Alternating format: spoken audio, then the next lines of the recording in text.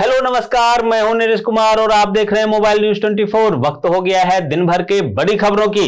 बांग्लादेश में इस्कॉन के पूर्व प्रमुख चिन्मय कृष्ण दास की गिरफ्तारी और हिंदुओं पर बढ़ते अत्याचारों के बीच एक और बड़ी खबर सामने आई है, जहां बांग्लादेश की सरकार ने गैर कानूनी तरह से 17 लोगों के बैंक खाते को 30 दिनों के लिए फ्रीज कर दिया है।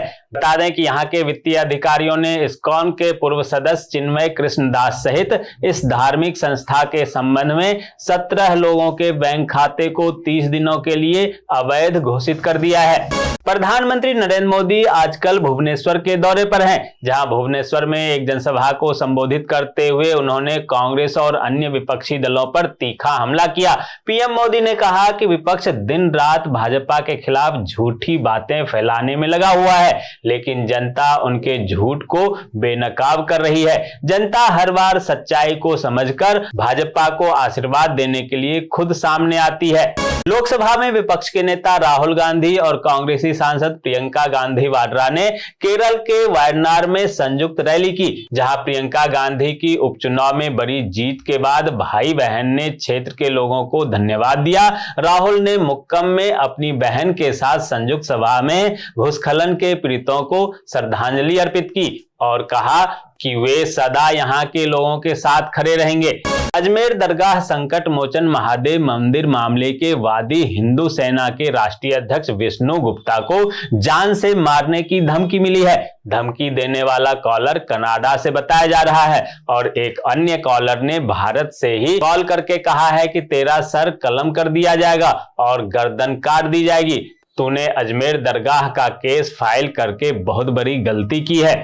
चक्रवात फेंगल आज शाम 70 से 80 किलोमीटर प्रति घंटे की रफ्तार से पुद्दुचेरी के पास कराईकल और महाबलीपुरम के बीच उत्तर तमिलनाडु और पुद्दुचेरी के तटों को पार किया। इस बीच तमिलनाडु के अधिकांश हिस्सों में भारी बारिश की दौर जारी है। वहीं खराब मौसम की वजह से चेन्नई अंतर्राष्ट्रीय हवाई अड्डे को अस्थायी रूप से बंद कर दिया गया है।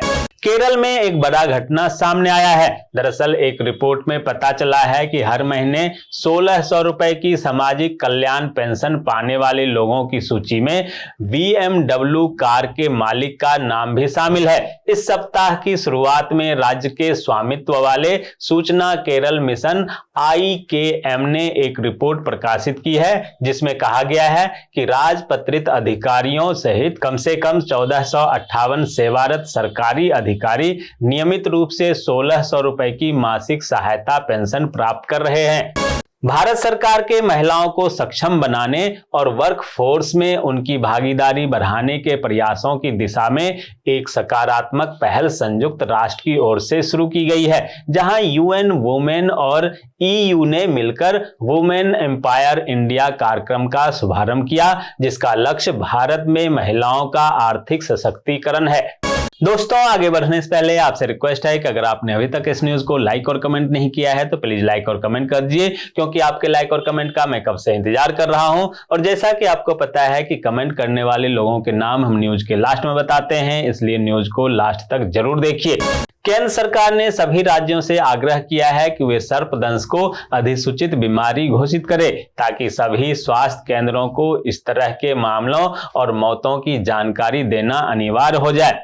उत्तर प्रदेश के संभल में अब राजनीतिक दंगल जारी है, जहां समाजवादी पार्टी ने अपने प्रतिनिधि मंडल को संभल जाने से रोके जाने पर नया दांव खेल दिया। सपा ने संभल पीड़ितों के लिए मुआवजे का ऐलान किया है। सपा ने मृतक परिजनों को 5-5 लाख रुपए देने का ऐलान किया है और राज्य सरकार से 25 लाख देने की मांग की है।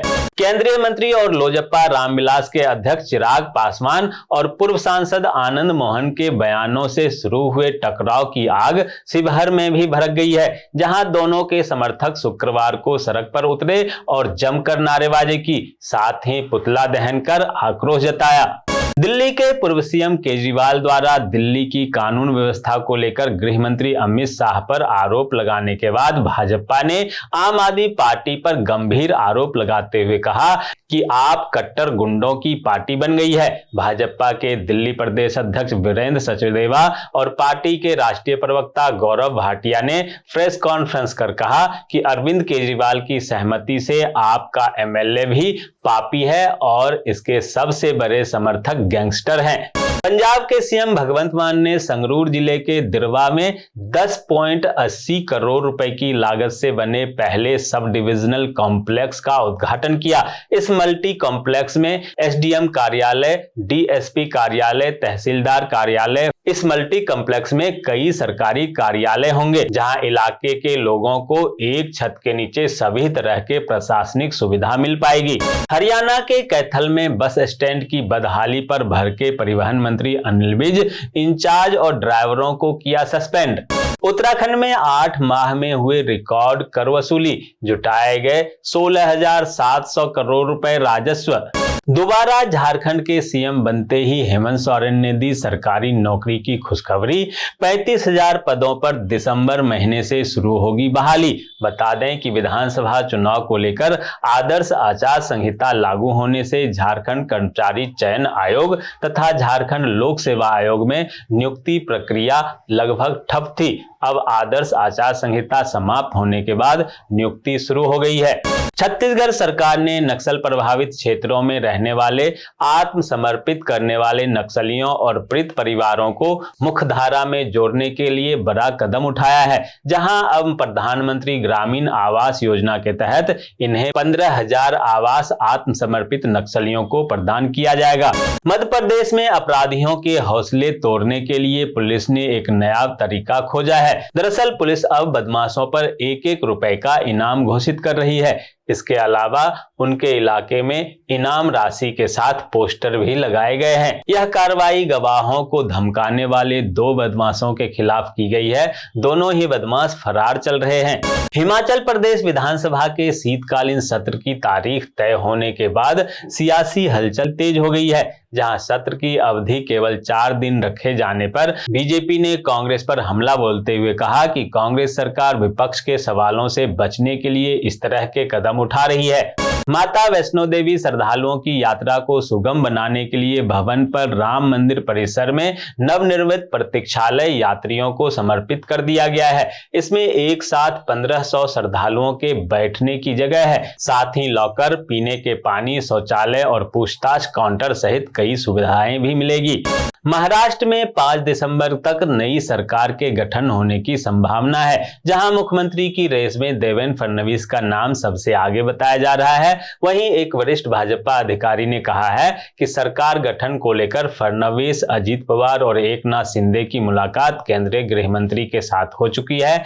अब 5 तारीख को सरकार का गठन हो जाएगा। गुजरात एटीएस ने ओखा पोर्ट के संविदा कर्मचारी दीपेश को भारतीय तटरक्षक जहाजों की जानकारी पाकिस्तान के जासूस को देने के आरोप में गिरफ्तार किया गया है। बता दें कि दीपेश को जानकारी के बदले में पाकिस्तान के जासूस द्वारा मात्र 200 रुपए दिए जाते थे। राजस्थान के मुख्यमंत्री भजनलाल शर्मा ने कहा है कि आगामी राइजिंग राजस्थान वैश्विक निवेश शिखर सम्मेलन में परंपरागत हस्तशिल्प दुनिया को हमारी समृद्धि संस्कृति का परिचय देंगे और सम्मेलन के जरिए राज्य के विभिन्न क्षेत्रों में विकास के नए आयाम स्थापित होंगे। राजस्थान लोक सेवा आयोग ने एग्रीकल्चर ऑफिसर के पदों पर भर्ती निकाली है। उम्मीदवार 13 दिसंबर तक आधिकारिक वेबसाइट rpsc.rajasthan.gov.in पर जाकर ऑनलाइन आवेदन कर सकते हैं। दोस्तों, मैं देख पा रहा हूं कि आप में से बहुत सारे लोगों ने इस न्यूज को लाइक किया है और कमेंट भी किया है, लेकिन अभी भी कुछ लोग बाकी हैं जिन्होंने न्यूज को लाइक और कमेंट नहीं किया है। उनसे भी आग्रह है कि प्लीज प्लीज प्लीज वे भी न्यूज को लाइक कर दें, कमेंट कर दें, साथ में शेयर भी कर दें। तो ये थी दिन भर की बड़ी खबरें। ऐसे ही खबरों से अपडेट रहने के लिए चैनल को सब्सक्राइब कीजिए, नोटिफिकेशन बेल को दबाइए, वीडियो को लाइक कीजिए और ज्यादा से ज्यादा शेयर कीजिए ताकि आप और आपके जानने वाले रह सकें देश और दुनिया के तमाम खबरों से अपडेट।